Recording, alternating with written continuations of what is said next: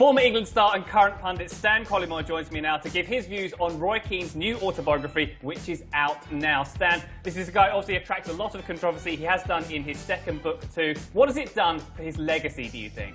I think that Roy Keane doesn't care about legacy. I think that he's one of the most brutally honest guys you'll ever meet. And I asked the other day, I was at Villa against Manchester City, and I asked a couple of the backroom staff, what's he like? What's he like with the youngsters? He said he's great. He's funny.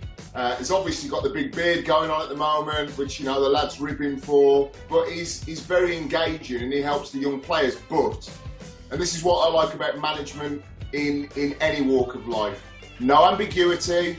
No saying one thing to your face and another thing to somebody else. He will tell you if he doesn't like you or if he does like you.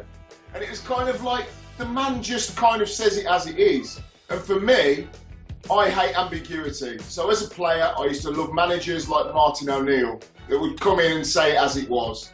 I used to hate managers that would walk down the corridor towards you, put their arm around your back, and then go and say something else to one of their coaching staff. What I have a problem with is in Rio Ferdinand's book, where he comes out and talks about the sort of kick it out campaign and the racism thing with his brother Anton and John Terry.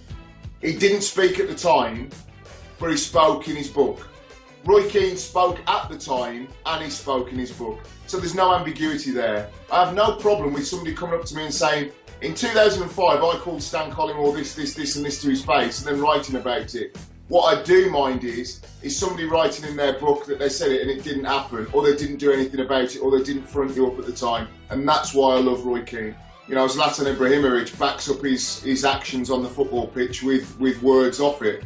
So for me, Roy Keane, Zlatan, players of that calibre, for them to come out, I would much rather do than, for example, a Luis Suarez, wonderful player, but only ever comes out and says something when it obviously suits him. But we like the NFL stars and the NBA stars that come out and speak, not only for the sports broadcasters and journalists, because it's good for the sport, it gets us all talking.